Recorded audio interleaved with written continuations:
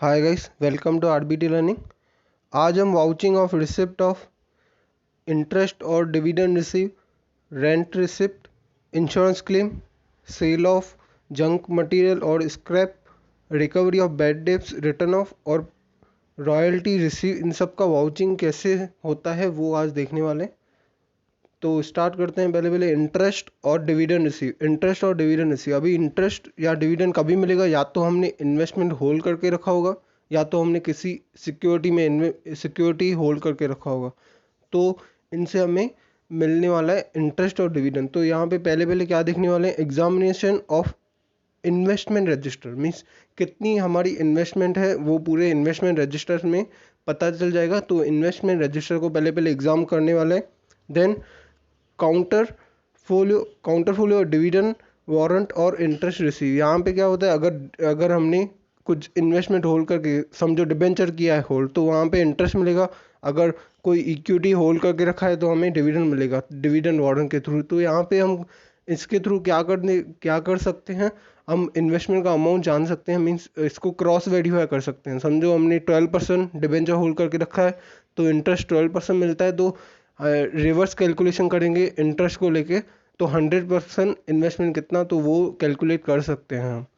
तो वो वहाँ से यहाँ से ये पता चलेगा। देन टीडीएस सर्टिफिकेट, यहाँ पे क्या होता है, यहाँ पे टीडीएस काट के वो हमको अमाउंट देते हैं। तो हमें अगर टीडीएस का बेनिफिट लेना है तो हमें टीडीएस का सर्टिफिकेट चाहिए, जो पोर्टल पे हम दिखा देते हैं इनकम टैक्स के। देन परचेस और सेल ऑफ सिक्योरिटी। परचेस और सेल ऑफ सिक्योरिटी में क्या होगा, हमने कम इंटरेस्ट या एक्स इंटरेस्ट पे परचेस और सेल किया है तो वो पता चलता है। कम इंटरेस्ट और एक्स इंटरेस्ट क्या होता है? Cum interest means including of interest या तो डिविडेंड, और ex interest means excluding of interest और डिविडेंड। तो अभी कम इंटरेस्ट में क्या होने वाला है? कम इंटरेस्ट में समझो हमने 1 अप्रैल को सिक्योरिटी होल्ड करके रखा है और हमने 31 दिसंबर तक होल्ड करके रखा है, तो डिविडेंड का भी समझो वो हमें इंटरेस्ट का भी देती है। इंटरेस्ट हमें 31 मार्च को देती है, तो हमें 9/1 का तो सेपरेट इंटरेस्ट नहीं मिलेगा, क्योंकि कंपनी 31 मार्च को जिसने बंदे ने होल्ड करके रखा है उसको ही इंटरेस्ट देती है। तो हम इंटरेस्ट यहाँ पे इंक्लूड करके देन सेल करते हैं, तो उसको बोलते हैं कम interest.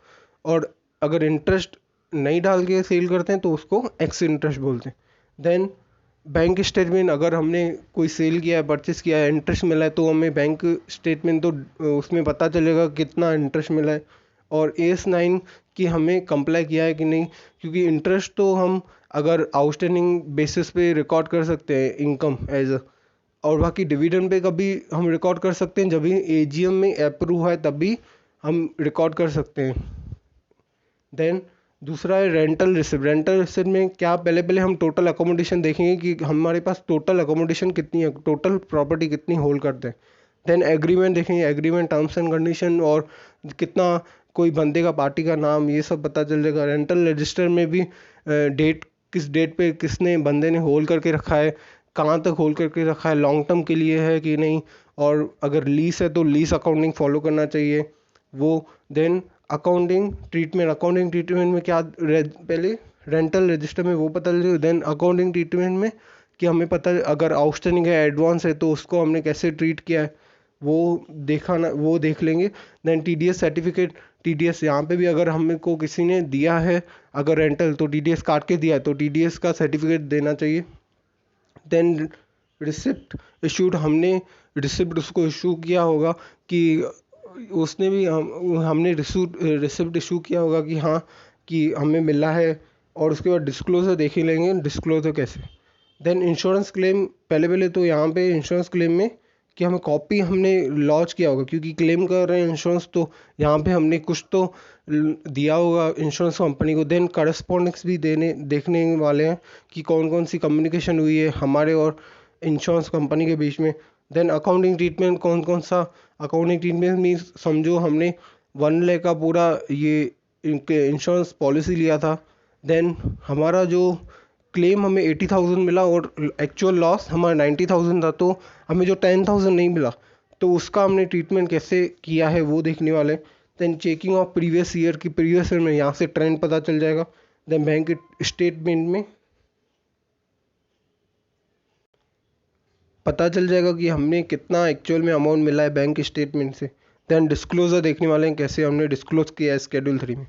Then sale of junk material और स्क्रैप, यहाँ पे हमें ध्यान देना पड़ेगा क्योंकि यहाँ पे हमें इंटरनल कंट्रोल वीक हो सकता है, क्योंकि ये छोटी बातें हैं ना, इस पर कोई ध्यान नहीं देता है और यहाँ से कभी कभी इनकम अच्छा होता है किसी किसी कंपनी को। तो यहाँ पे हम सेपरेट रजिस्टर पहले तो मेंटेन करना चाहिए।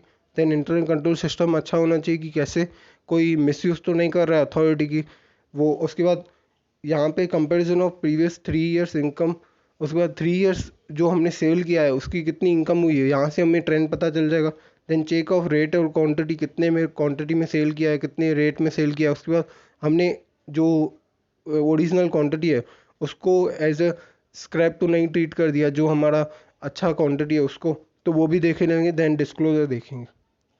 Then recovery of bad debts return of, जो हमने बैड डेब्ट रिटर्न ऑफ कर दिया उसकी रिकवरी हो रही है तो हम कैसे चेक करेंगे वाउचिंग।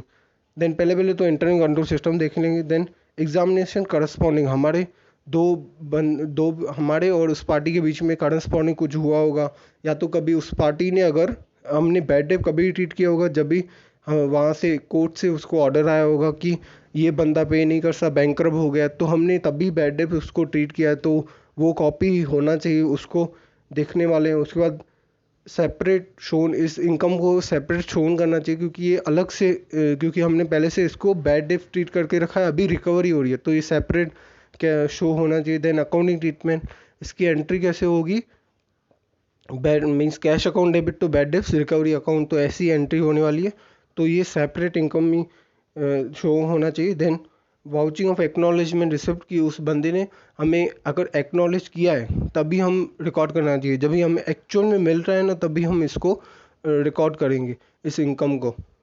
देन रॉयल्टी रिसीव में पहले तो कॉन्ट्रैक्ट देखने वाले कौन कौन से कॉन्ट्रैक्ट में टर्म्स एंड कंडीशन क्या है, तो उसके बाद वेरीफाई पीरियोडिकल स्टेटमेंट, इसमें क्या पब्लिशर है ना हमें पीरियोडिकल स्टेटमेंट भेजता है कि हमारा इतना क्वांटिटी हमने सेल किया है या प्रोड्यूस किया है, या तो इतना क्वांटिटी हमारे पेंडिंग है, तो वहाँ से पीरियोडिकल स्टेटमेंट पब्लिशर से आता है, तो उसको पहले देखना पड़ेगा। उसके बाद कंपटीशन, हमने कैसे रॉयल्टी कंप्यूट किया है कि प्रोडक्शन के बेस पे, सेल के बेस पे, या तो लमसम बेस पे, या तो एक ईयर के बेस पे, कैसे हमने कंप्यूट किया है वो देखना पड़ेगा। उसके बाद AS 19 को कंप्लाई करना पड़ेगा कि कैसे हमने रेवेन्यू रिकॉग्नाइज कैसे किया है। देन डिस्क्लोजर कैसे मीन्स डिस्क्लोज कैसे करेंगे Schedule 3 में। Thank you for giving your time. शबा खैर।